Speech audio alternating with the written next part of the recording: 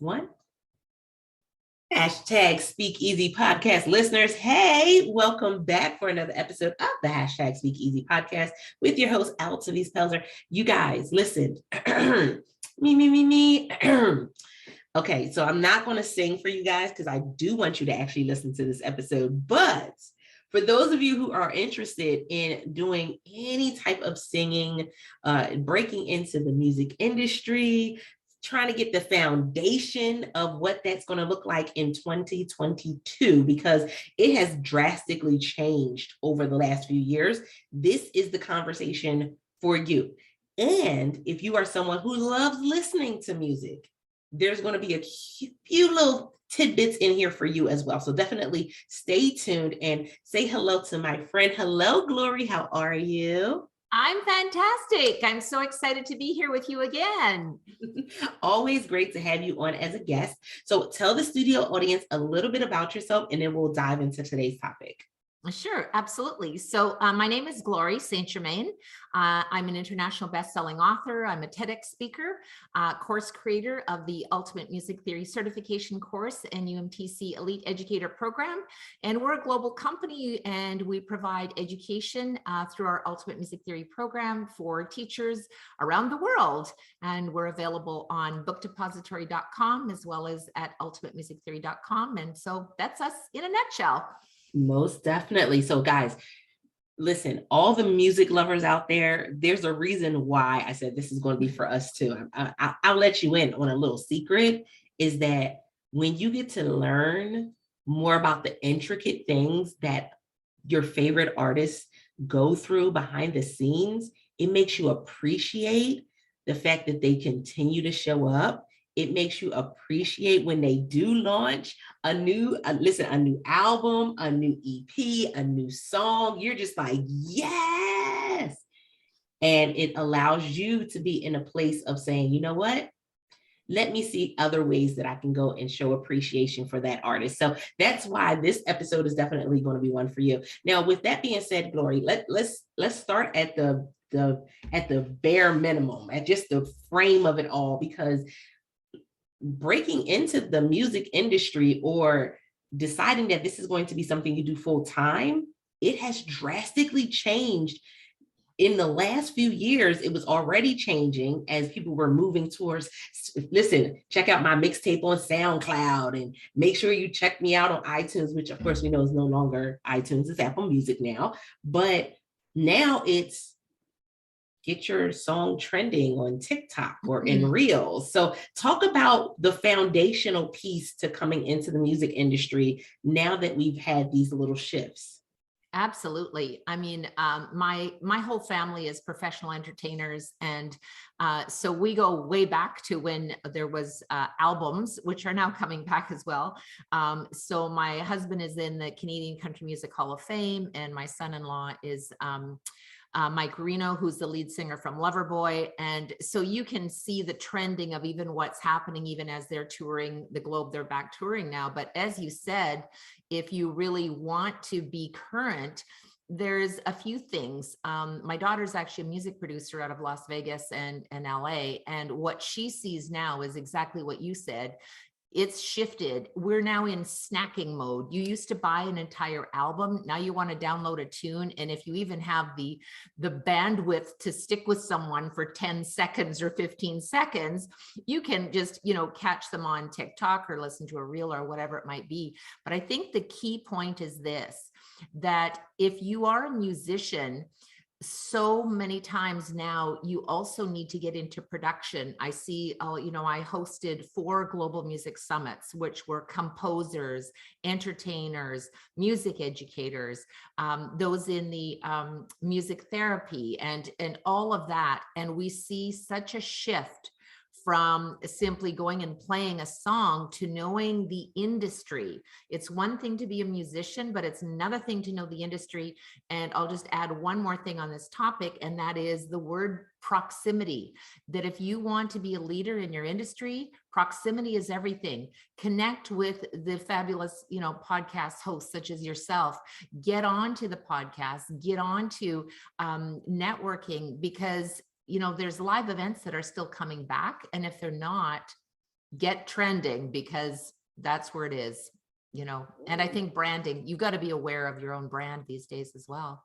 Most definitely. It's interesting because it used to be definitely a point where you could just focus on what it is that you did as the singer, as the person that was in the band, as the person that was doing the mixing, and that was it. And man, it shifted to, no, you have to be, and unfortunately, because there's a negative connotation to being a jack of many trades, but in some instances, you really have to know multiple things.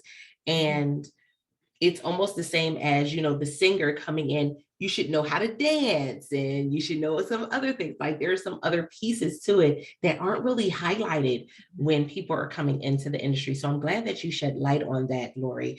And then with all your experience in the different people that you've worked with in the industry, man, I know that they've shared a wealth of knowledge, but I'm sure that they've also shared a wealth of the pain when it comes to this industry. So what would you say is one of the areas that's kind of like a thorn in our side when it comes to the music industry? I think the biggest one of all is that we're so passionate about the creativity that we often put the business side of the business of music on the back burner. And we've all heard the words starving artist and, couch surfing. And it's not that you don't want to make money, it's that you're passionate about producing your songs and sharing your message. And even as a teacher, we're so generous and kind with, well, if they can't afford lessons because they have 2 kids, we'll just charge them like for 1.5 fee instead of the full 2 fees. Like we're just passionate, compassionate people that love what we do. And it's one of the reasons that I created the UMTC Lead Educator program, because it's the business program for music teachers.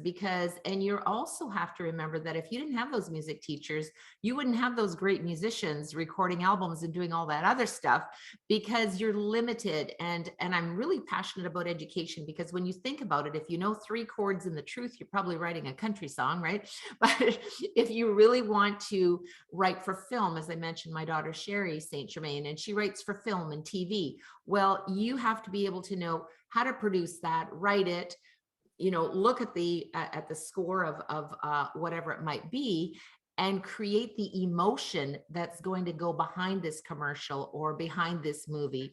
And it sometimes is different between being an educator. We're teaching students the basics, then we want to teach them what they love, which is jazz, pop, rock, funk, whatever it might be. And then we also want them to have a really solid foundation so that they can step into the music business and write songs and go into rehearsal or a recording studio and know the language, because otherwise you get lost very quickly if you can't speak the musician's language. And so many times people might pick up a guitar and play for fun, but if you want to get serious about the business, get serious about your education, because it can only take you so far if you're not going to keep up with the trends, which is and they're changing every day, right? Yeah, I mean, you really got to be current. You got to know what's happening in the industry for sure. It's interesting too, because I know I was born and raised in Philadelphia. So having music in school, we had chorus and that was about it. But I'm in a different area. I'm in Maryland. And so my children, they had band, they had actual music lessons where they learned how to read the music. They had all of those things. And so one of the biggest things when you said education is, listen, access is granted, access is available. And even if you don't have it available to you immediately, we have Uncle Google and Aunt YouTube that are out there. But then there's also teachers and men and women around the world who will do personal lessons from anywhere from singing to playing an instrument to just the bare minimum of, what you would need. And so when we think about the fact that, oh my goodness, I may not have had access at that point, now you have access everywhere. You do. I love how you introduced Mr. and Mrs. And it's true. I think too, one of the things that we provide is on our website, ultimatemusictheory.com, we have lots and lots of blogs with education that you can learn from.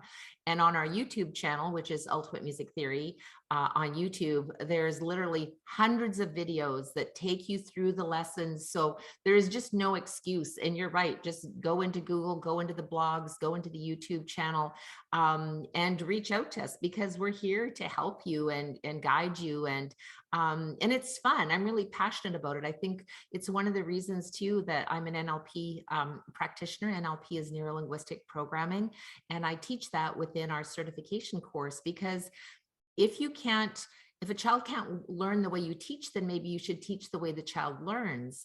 And whether you're visual, auditory, or kinesthetic learner, you need to speak in all three modalities, because we learn differently. And especially young children are predominantly learning either through visual, auditory, or kinesthetic. When we get older, we kind of have a combination of both. But what's important as an educator is to teach in all three modalities, and that's how you actually learn faster. So when I'm teaching, I use visual, auditory, and kinesthetic teaching techniques, so that it's like, okay, it's reinforced, I'm getting it, I'm enjoying it. And we want to show success quickly, because it's frustrating if you don't understand the material. So it's really important for you as a musician to find a program, number one, that you're passionate about learning, number two, that it's easy to understand, and that you feel successful quickly, because that's going to keep the momentum going. We all have these New Year's resolutions. I'm going to learn how to play the piano. And then we don't, because we don't know where to start. And that's really what I like to provide primarily for musicians and music educators is, here's how you start, here's the tools, step one, step two, and make it easy and have fun. And then also earlier on, you brought up a really great point that I want to hit on before we finish out for this episode, is that when we think about what opportunities are out there in the music industry, it's so funny. Even though, we're taught different things that you can be when you grow up, when we're younger, and we think about being the artist, we think about being the singer or the rapper, but you made a very good point of sharing that, no, there are people who need to create music when it comes to commercials and television shows and movies.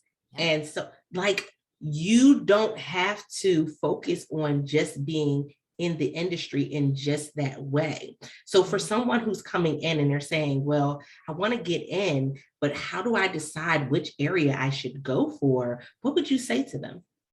I would say that sometimes it's good to sit down. You're asking the business person now. So here's what I usually suggest. And actually, I want to give a gift to all the viewers as well. And if they go to myumt.com, myumt.com, so myumt.com, there's a couple of free gifts. One of them is a free teacher's guide, and the other one is a free 15-minute strategy call. And when you ask the question about what would you suggest, and you're so right, there's so many options, because many people are composers, but they're not necessarily singers. Sometimes they just want to write. So the first thing that I suggest is write down what you're passionate about. Do you want to compose? Do you want to sing? Do you want to get up on the stage? Do you want to jam? You need to write down your goals. The next thing you need to do is write down, why do you want this? Why do you want to get on stage? Because you want to show off, or is it because you just are excited about performing for others? What is your why? Which really brings me to the power of why, which is the anthology book series. We had 5 international bestsellers this year, and they are authors from 125 chapters from musicians from around the world that shared their story of how they won Juno Awards. Why did they get there? How did they climb to superstar status? How did they start composing? There's composers that are musicians that shared You know, how did they climb to superstar status? Like, what was their journey? And I think when you pick up The Power of Why Musicians books, available on Amazon and all fine bookstores, you will be able to see. And the great thing about the books is that there's also a link in every single bio that you can reach out to these composers and musicians and entertainers and music producers, and it's just there for you. Check it out, but connect with, we talked about proximity, connect with people that are doing what you aspire to do. And there's many musicians that are also teachers. Sometimes they teach on the side because it can make them some steady income while they're still working on their passion, which is perhaps doing a YouTube channel, or maybe they want to record an album. But I think the biggest thing is just getting started. Just take the first step. That was perfect. I love it. SpeakEasy Podcast listeners, this is why we bring on the amazing guests that we do, because it's so that way you can get insight like this. When we think about the different business ideas, the different opportunities for us to do something to create revenue, you can do the things that you love and create a revenue from it. And the way to best do that is to get in connection with someone who's already done it. And so with that being said, Glory, let them know again where they can find you at online and your website, so that way they can go ahead and get that 15-minute with you. Absolutely. So if you want to go directly to myumt.com, there's the link for the free ebook, and there's also the book a call link. You can get started with us there. You can also go to ultimatemusictheory.com. We're also on our Facebook page, Ultimate Music Theory, and our YouTube channel, Ultimate Music Theory. So either way, type it in and you will find us, and I'd be happy to connect with you and certainly put you maybe on the path to finding the right fit for what you would like to experience in your musical journey. Most definitely, guys. Listen, I told you I wouldn't I wouldn't sing anything for you because I don't want to run you off from this episode, but make sure that you go ahead, take the tidbits and the gems that Glory gave today. If you didn't get them or write them down, no worries, come back or press pause, rewind, go back, write them down. Make sure you get the website so that way you can go get the free download as well, because it's all about you taking this information and excelling in life and in business. We want you to go to another level and not just stay comfortable where we are, because I know sometimes we get in that comfort spot, but we want to see you excel. And with that being said, I would love to hear how this episode resonated with you. Leave a review on your favorite podcasting platform, that part, or message me on Instagram at Altovise Unmuted and let me know your takeaway from this episode. With that being said, I appreciate each and every one of you. And until next time, don't forget to press it out. See you guys.